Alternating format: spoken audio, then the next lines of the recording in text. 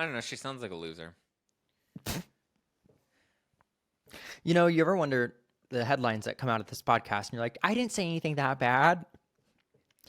Zach Peter I calls mean, come Cass on. Ebbs a That loser. that could become a headline. JoJo Siwa's ex-girlfriend is a total loser. I mean, come on. Like, you were also dating JoJo Siwa, knowing that JoJo is so overexposed, has always been so overexposed. So, like, of course, you're inviting speculation and the internet and the press to have something to say about it. You know, you're not dating someone demure. You're dating someone that stomps and dresses up like Kiss.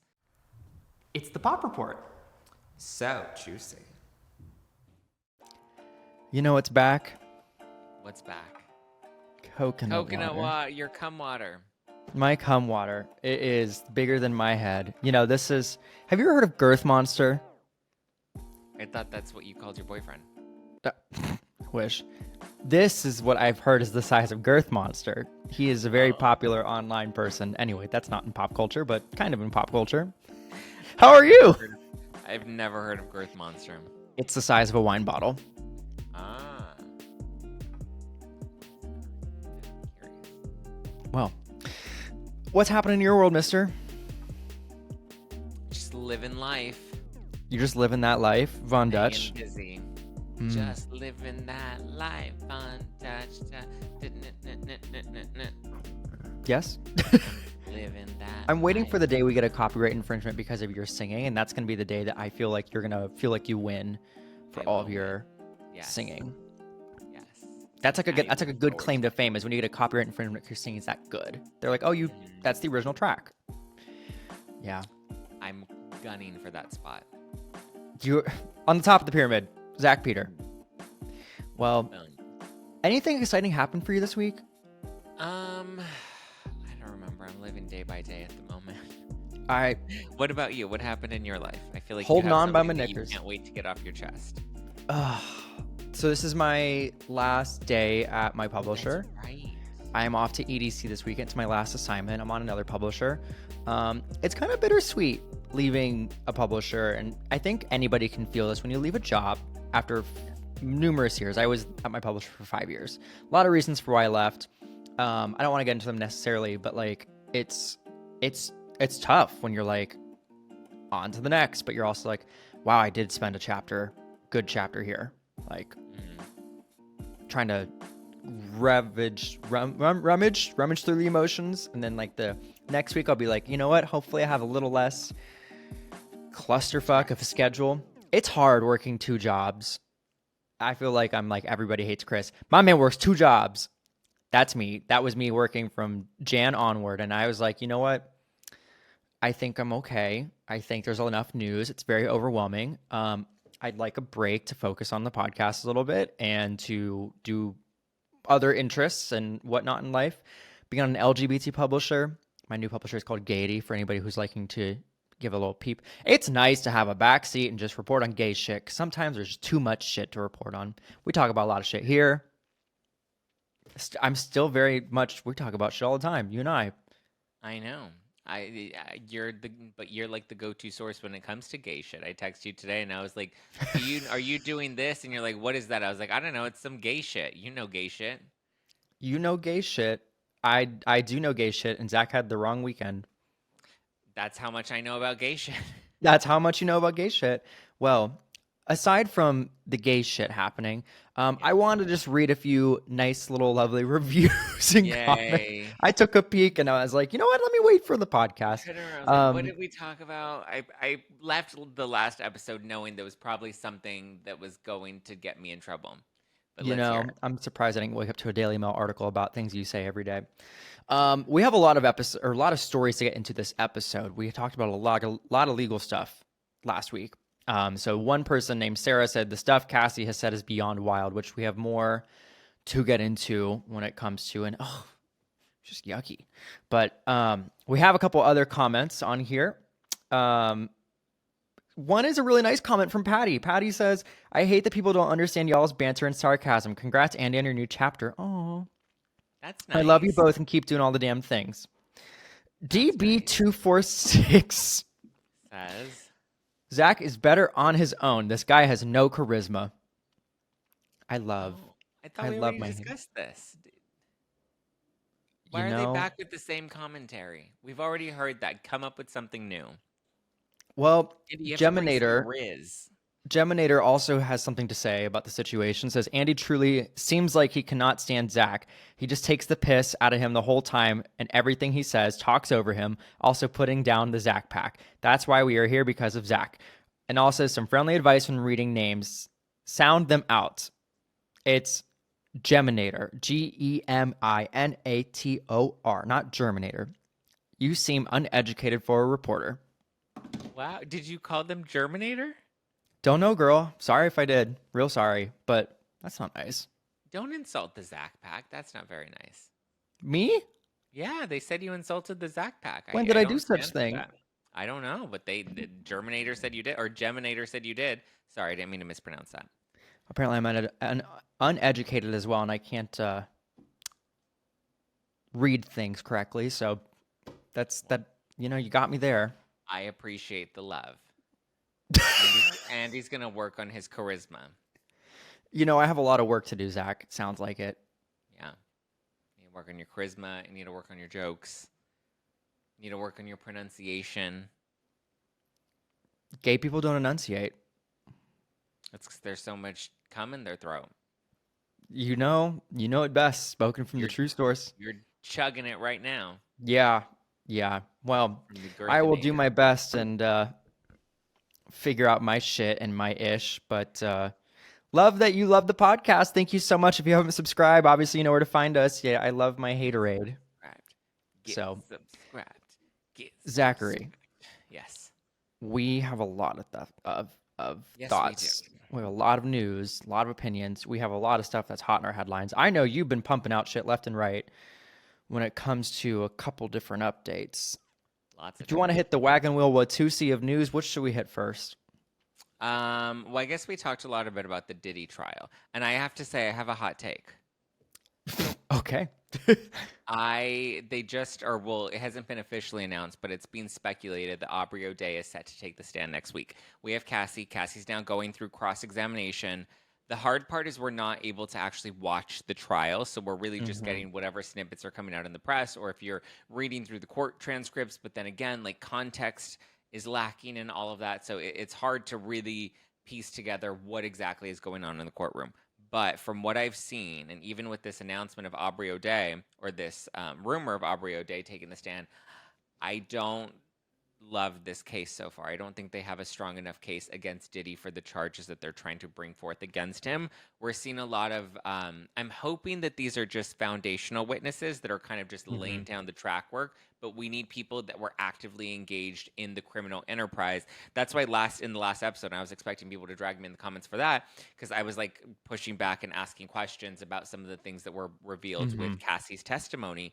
And it's because, and now we're seeing this with cross-examination, they're coming at her pretty hard, and they're reading text messages where, you know, she's being like, oh my God, she's talking about how much she loves freak-offs and how she loves to please him, and like making it seem like she was very actively complicit in this. And that's the hard part with a witness like Cassie, is I do believe she was traumatized. I do believe she felt like she was imprisoned by him. And I don't want to discredit her experience, but legally, it's hard to use her as the foundational, because we were thinking that she was the star witness, and now I'm hoping that she's not the star witness, but she's again a foundational witness, and that there's going to be a star witness that's going to come in, that knows where the money was being exchanged, that knows where, you know, how things were being done and how they were moving a prostitute from one state to the next, and like, you know, it shows the scheme behind it, right? It's the biggest piece is the trafficking and the racketeering conspiracy charges.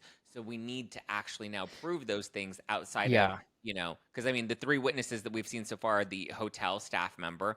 Okay, but also the hotel staff member stayed quiet all these years. So how credible is that? Then we have the escort, which, okay, I get it. They had to do golden shower. They had to do a bunch of kinky shit, but this isn't a case about kinks. It's a case about crime. So stop proving the kinks and just get to the crimes, you know? And so with the escort, that's also a hard person to take as a credible witness, considering he was being paid and there was an exchange for both he and Cassie. Cassie was promised a music career, so arguably you can taint her to make it look like she's bitter about not getting the music career that she was promised. And then you have this other guy who was paid, and it's like, well, he was doing this because he was paid and he was technically also engaging in criminal Yeah. activity. You also have to look at it as like the alleged blackmail that happened. You know, like you have to look at like You have to if prove that. Those are just people, allegations, and so far we have no evidence of that. yeah, and the text messages can only go so far in court of law, like what we've seen with a couple other different cases. Like it's I mean, I haven't even seen a single text message of him blackmailing anybody.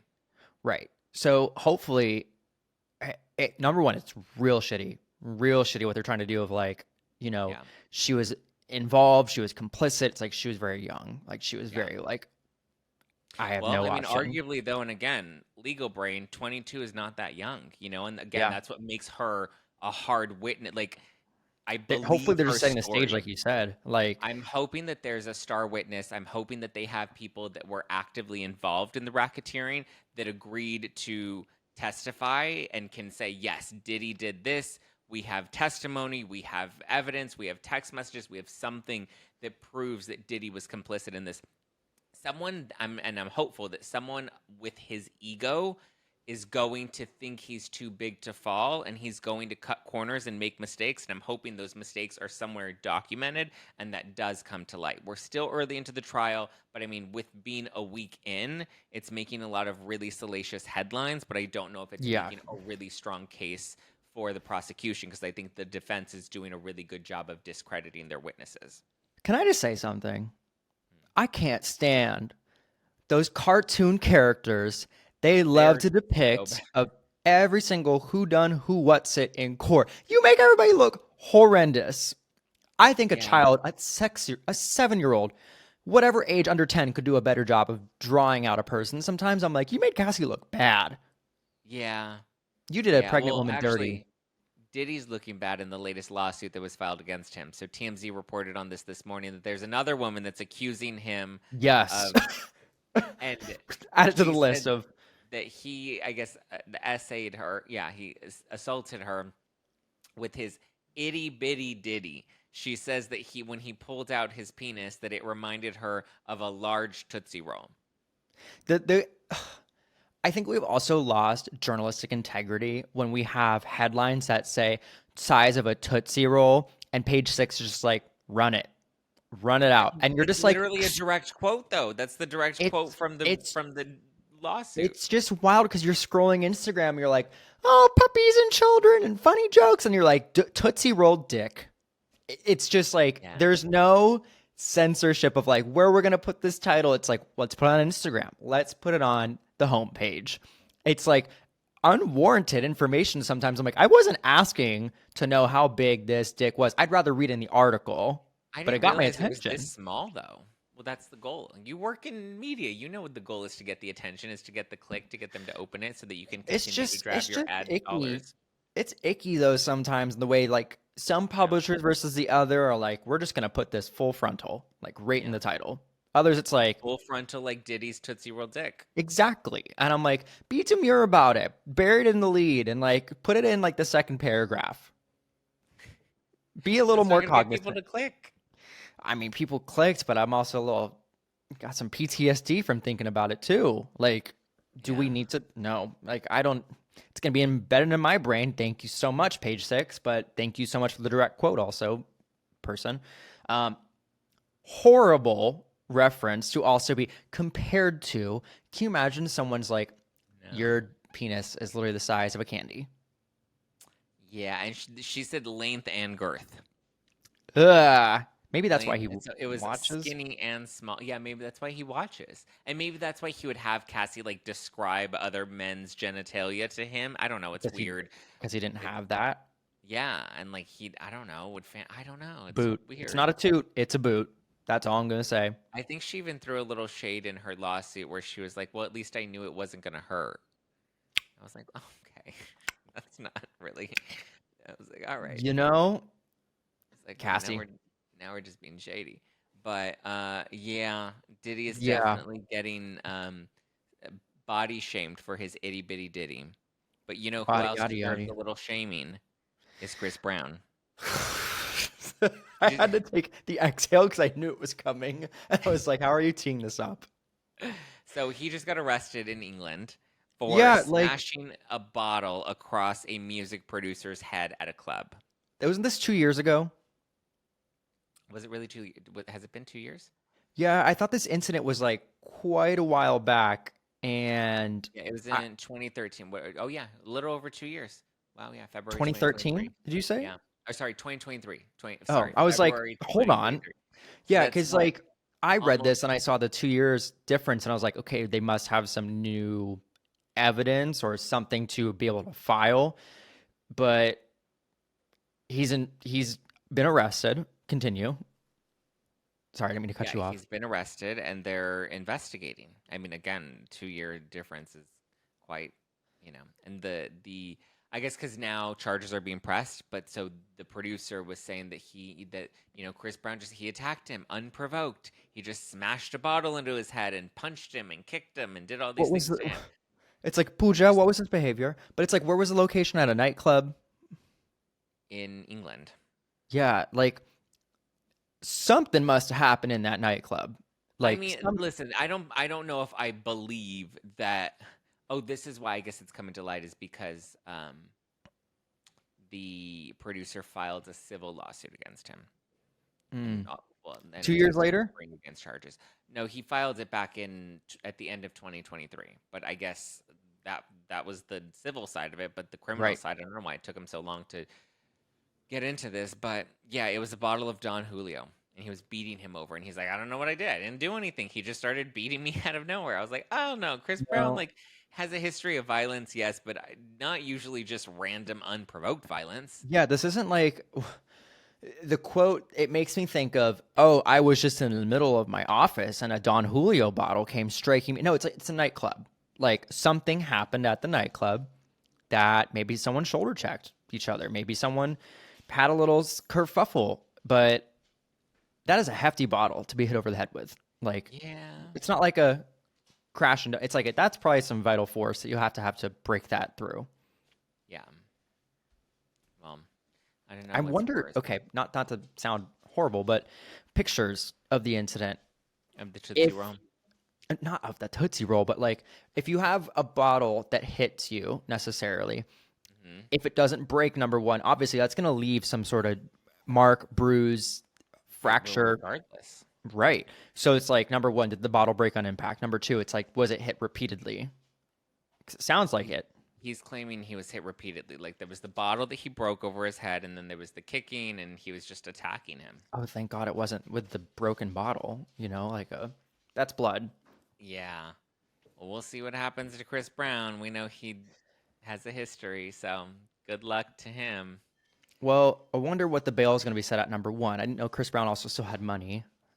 If Listen, that is going to be one yummy price tag. That ain't gonna be cheap. I never know what the price tag is set for bail. Also, like who says 250,000 out tomorrow? Don't know.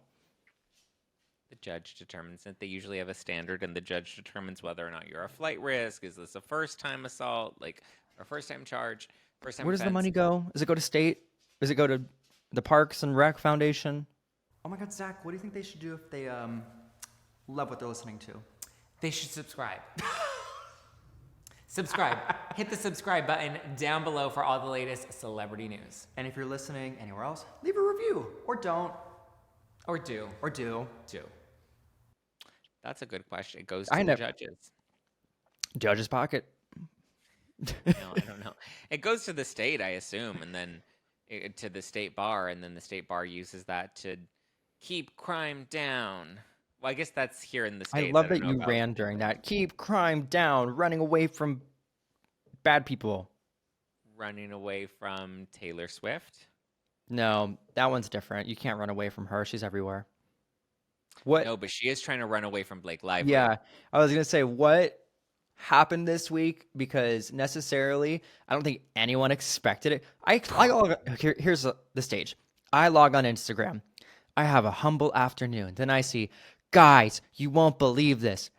It's Taylor news. This just took it, and it's always Zack in my top of feed, and I'm like, I do interact with him a lot. I do text him a lot. Instagram's like, you should want to check this out. Which part do you want to start off with? Because give me this. What do you know of this so far? Like, just give me your like, and I don't need like a 3-minute Andy ramble. I need like a 15-second Oh my boiler God. point of what what you've heard so far. I've kept up with everything. I know that obviously Taylor has been subpoenaed. Taylor has been asked about the relationship with this situation. And Blake Lively's team has allegedly blackmailed about text messages. Yes. Okay. So here's the real recap. How did Here's I what do? went down. You did pretty good. I just want to know like what the general public consensus is. So, as we know, Taylor Swift was subpoenaed by Justin Baldoni's legal team, by Brian Friedman. Subpoena sent. Travis Kelce unfollows Ryan and Blake. Then it comes out that because Blake Lively filed a letter to the judge saying this is not necessary. He doesn't need these text messages. Like, judge, killed the subpoena. And then Brian Friedman came back and he's like, actually, judge, I need these text messages because we can prove that Blake Lively is witness tampering and trying to destroy evidence, that she instructed Taylor Swift to delete text messages, and that her attorney, Michael Gottlieb, threatened Taylor Swift's attorneys, saying that if Taylor Swift didn't issue a statement of support right after the Super Bowl, because obviously Blake didn't attend the Super Bowl, he was saying if Taylor doesn't issue a statement of support, then Blake Lively is prepared to leak over 10 years of text messages between she and Taylor. So that obviously sounds very yummy and salacious and juicy. And then Taylor Swift's team, or not Taylor Swift, her team has been noticeably very quiet about this. They were issuing statements last week saying she had nothing to do with It Ends With Us, but now they're being very quiet about commenting on this piece specifically. Blake Right. Lively's team, though, they've come out and they've said, no way, we did not do that. Interestingly, though, Michael Gottlieb, the one that's accused of doing this, is not the one that issued a statement. It's her other attorney, Ezra Hudson. So I'm like, it's kind of weird. And so Brian Friedman called them out and he's like, well, if you're so big and bad, then why doesn't Gottlieb issue the statement? Unless he's afraid of perjuring himself, because he would technically be lying and saying that he didn't do this when he actually did do this. And so Brian Friedman then filed an affidavit where he explains exactly how he got this information. And he claims that he received a voicemail back in February, which was right after the Super Bowl, and that somebody close to Taylor Swift had informed him that Blake Lively instructed her to delete text messages, and that the attorney, Michael Gottlieb, reached out to Taylor's attorneys and threatened them to release a statement. Now, obviously, we know Taylor did not release a statement of support. Yeah. She has I'm still like, not hold released on. a There's a statement lot of support. names and people in this. It's like my mind did like the little like math equation meme where it's like Crazy. it's So it yeah. appears so that Baldoni's team was tipped off about this, and they are going to prove it if they can get this subpoena approved to obtain Taylor Swift's text messages. Now, I'm pretty sure Taylor Swift seems to be heavily involved in the movie, and we need to determine how involved she was, and was she acting with Blake Lively, or did she witness things that can prove that Blake Lively was, trying to defame Justin Baldoni? It's gonna be interesting to see what happens with this subpoena, because Blake Lively's team is trying to object the subpoena, and Taylor Swift, I think, is also kind of fighting back as well. But we'll have to wait and see. I don't believe that that they were like directly threatening Taylor, saying release a statement or else. I think it was more of a veiled threat of like, listen, you can either work with us and we can protect your text messages, or if you don't work with us, then I don't know, your text messages might end up getting into the wrong hands. I think it was a very veiled threat. I don't think it was a direct threat. What a time. But so Friedman issued his affidavit explaining everything under oath, basically dared Blake Lively's team to do the same thing if they didn't actually do this. And then, unfortunately, Blake did file a motion to strike the letter because she says that the letter is irrelevant and improper. And the judge did agree with her that the letter was improper. And it mainly comes down to a jurisdiction issue. So there's a judge in D.C. that's going to hear about the subpoena and the text messages. He'll determine whether or not the subpoena goes through. And then eventually, if it does go through, it'll be brought before this main judge here in New York, Judge Lehman. So ongoing, but at least the conclusion to all of that is Blake threatened Taylor and seems to be tampering with witnesses. What do you think is going to happen next? I think if Blake and Ryan don't win their motions to dismiss and the subpoena does go through, I think they have no other choice but to settle. I mean, every week I feel like is another reason for them to settle, but I don't know how they can take this all the way to trial because it's already looking so bad. There's such a big audience too of people who, I mean, when I go on Threads, when I look on like a bunch of different platforms of the discussion, there are still some people who are split on this. So many people who are like, this is what's going to happen. Some people really think it's going to go through to trial and that Justin's going to lose or that Blake's going to lose. It is just so interesting when you have like a POV of thinking about it in the legal sense versus like the public perception. I think they're either all going to lose or like because there's a case against her and there's a case against him, like they're suing each other. And so I think either they both lose and can't prove their case or ideally he wins and she loses. I don't see her winning in any scenario with this. And that's what it's a lot. Yeah. We'll see what happens. It's getting messier and messier and I don't know what's going to happen next. It's just another court case, you know? Yet to be court case. Yet to be in court. So many things. In court, it's just not at trial yet. Right. You know what I mean. You know, it's another day, another week, another update. Wow. Do we have good news this week? Because I feel like we need to sprinkle in some good news. We do have some good news, and that is that Miss Hilary Duff is making a comeback. You almost said Hillary Clinton. It looked like you almost said it, but I was like, is he about to say Hillary Clinton? No, Hilary Duff. She's making a musical comeback. She just signed with CAA. She's reportedly back in the studio, and she's trying to cash in on this millennial nostalgia right now. You know, Can Hilary Duff save pop music? Matthew Coma being like the source of this, amazing. Her husband, who also is an amazing, talented singer. Mm-hmm. I remember basically Hilary saying, I love being a mom.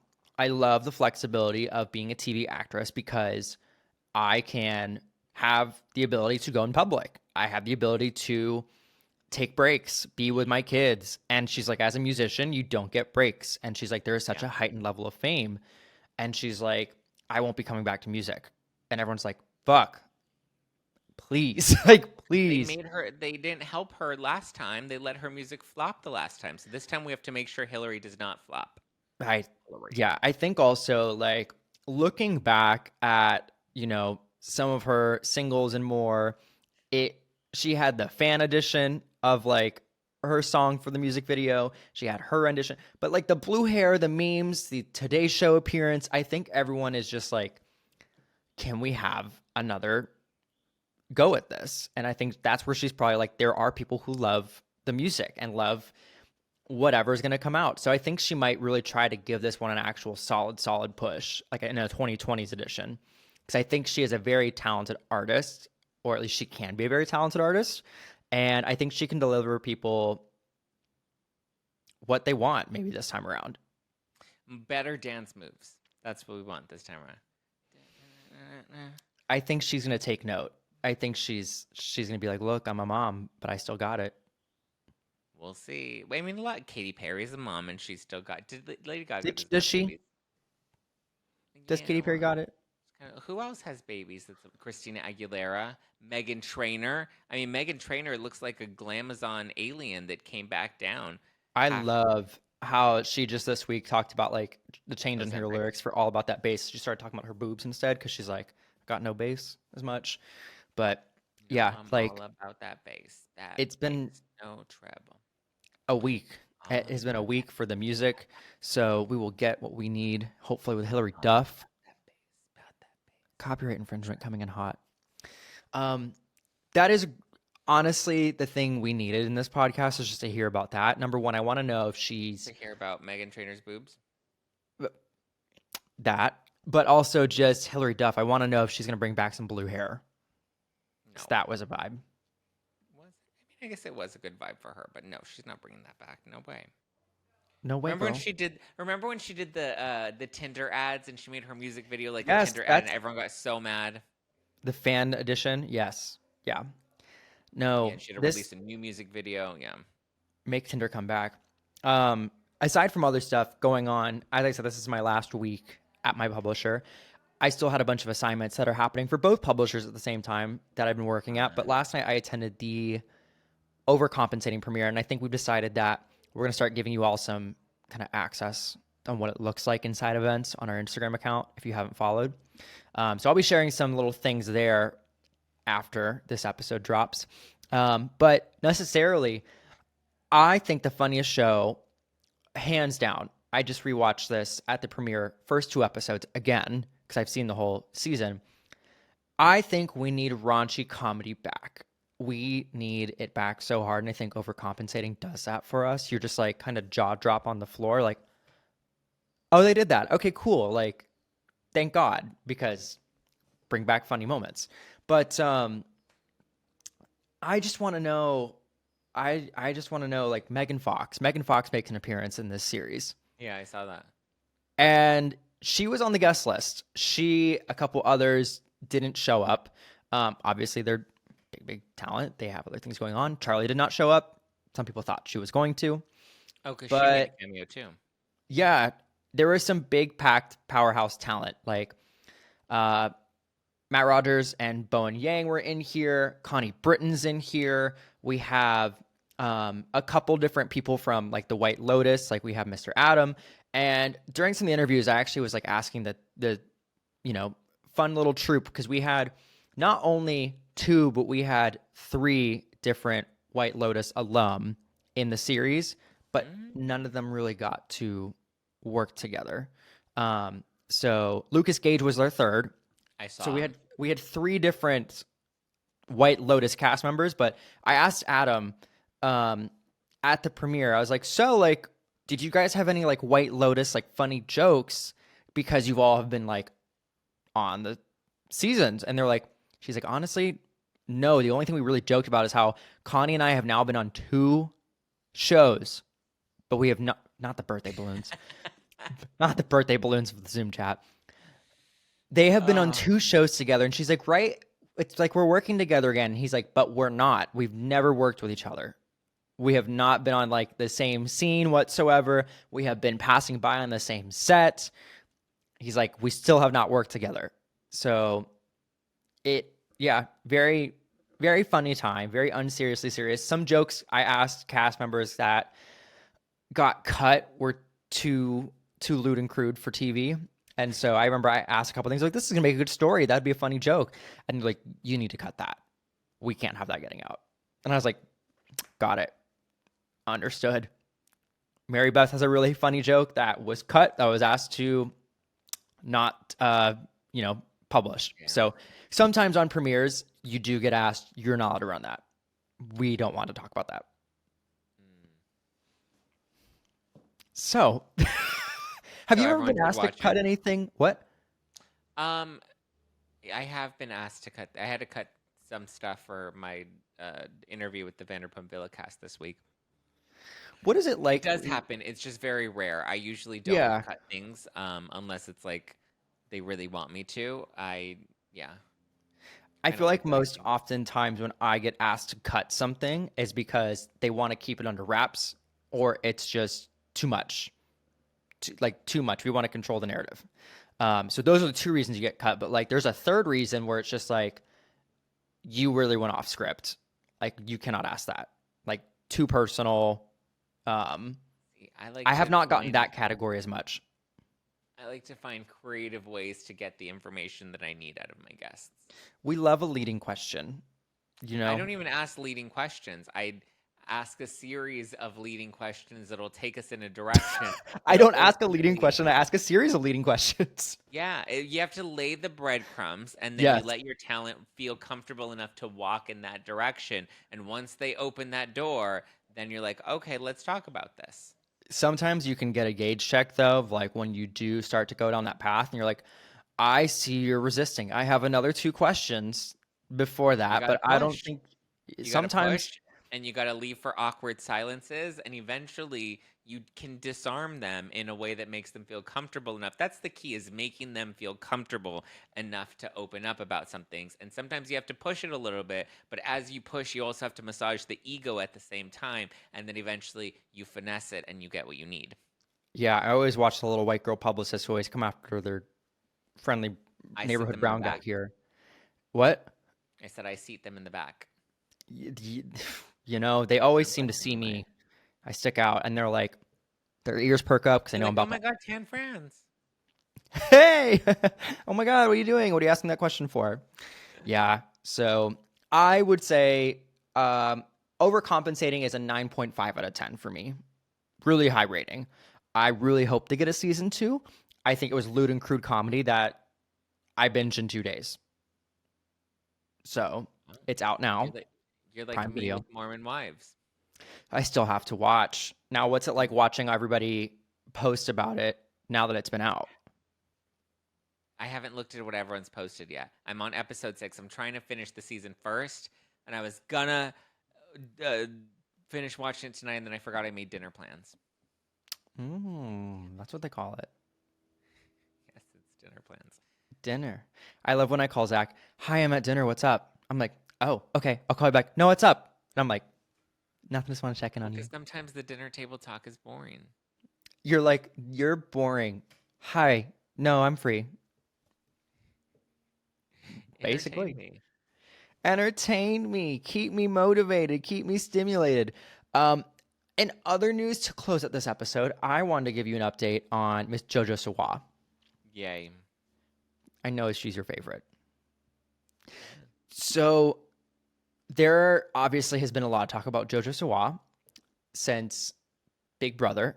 And I got a pitch today about JoJo Siwa's ex-girlfriend speaking out for the first time. So Kath Ebbs she did like this feature with Betches. Do you know what Betches is? I do know what Betches is. Betches is like loved by the straight girls. And I don't know if the straight men, but I'm not a Betches reader as much, but I see some things and I'm like, I'll check it out. But she did an interview with Betches, and she basically had her like first feature interview since this breakup. She had a couple things to say about things. Couple quotes that came out of this. She said, in the past few weeks, she's been, quote, the most depressed in 6 years. For real. Oh, sorry, they. They go by they. My apologies. Kath expressed their overwhelmed feelings from the public because obviously the public had a lot to say. And here's another quote that just is like very striking. The quote is, quote, I feel voiceless, and that's a really big trigger of me because of the things I've grown up with. So Oh my God. Everybody in their fucking childhood trauma every day. It's like, oh, I didn't get a teddy bear that one time that I went to Toys R Us and I have trauma forever. Ebbs feels that the media's treatment of the breakup is influenced by underlying homophobia, which I Oh, don't fuck off. I Oh don't my think I agree God. with that one. Perpetual victim. Okay, continue.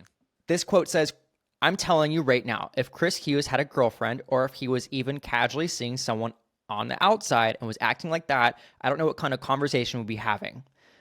They also went on to say, I believe there's a small percentage of the conversation that is influenced by people either unconscious or conscious homophobia. I don't know if I agree with that necessarily. I think the situation would be a lot different if Chris was in a relationship and people are talking about the way that they touched and talked in the house, but I don't know about the homophobia part. Obviously, there's a homophobia element in Big Brother with, what's his face, Mickey Rourke. And I agree with that was blatant homophobia. I think this breakup situation is very different. I don't think it's based on homophobia. Maybe self-projecting a little bit, but it's just interesting. Like, I understand the saying of I feel voiceless because JoJo Siwa is this big character, big online followed personality star. And JoJo has dated a lot of girls, I'm not going to lie.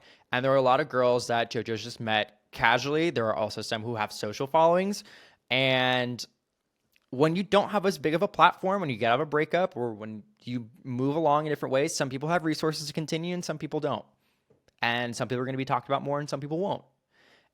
And that's the nature of a breakup sometimes. But this one, it's JoJo Siwa. People know that name. And that's going to carry on.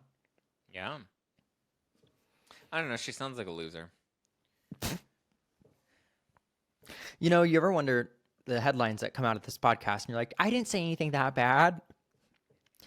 Zach Peter calls come Kath on, Ebbs a that, loser. that could become a headline. JoJo Siwa's ex-girlfriend is a total loser. I mean, come on. Like, you were also dating JoJo Siwa, knowing that JoJo is so overexposed, has always been so overexposed. So, like, of course you're inviting speculation and the internet and the press to have something to say about it. You know, you're not dating someone demure. You're dating someone that stomps and dresses up like Kiss. So Kath Ebbs has a presence in the Australian entertainment industry. They made Go history back as to Australia. do what you gotta do. They made history as the first non-binary character on the Australian soap opera Neighbours. Andy, everything Also- the more information you give me about this person, the worse it makes it. Also a podcaster co-hosting I've Always Said That. What? They're also a podcaster with the podcast name I've Always Said That. So I'm just giving you more I didn't context. think there could be somebody in a story about JoJo Siwa that I would dislike more than JoJo Siwa. And I think that's on that, you know. Well, That's on business. we are in the midst of figuring out some things with our Do studio. you like the ex? I mean, does this sound like a star celebrity to you? I've got enough people in my circle. I'm good. They're not people I keep up with. I'll just say that much. I keep up with Dylan Efron. I saw Dylan and Bob and a couple others were on after midnight. I'm like, I'll watch. I'll give it a little like. But some other things I'm like, I'll keep scrolling. Yeah. Yeah. But yeah, we are recording from home from this podcast. I've also noticed, not to be shady, it's time for our shady comment of the week. No, I have noticed there's a lot of podcasters who like to do this from home and they don't do it from home well. Yes. I agree. I would agree with that assessment very much. You know, I'm not going to say we are great. I'm not going to say we are bad. But we do pretty good. You know, we get by. We've got a lot of shit going on. For still starting out, for still doing it. We're almost at 100 episodes. I mean, We are I just a would few say weeks that away I'm from that, and I great. can't believe that is still a thing. But I can't believe yeah. it's not butter. I can't believe it's not Butter, and I can't believe it's not Zach Peter. But It's Zach it Peter and is. Lalwani. Yes, Well, that's true. I'm going to say bye, Zach, for this time. Bye, Zach. Bye, Zach. We'll see you all real soon in the next episode of Pop Report.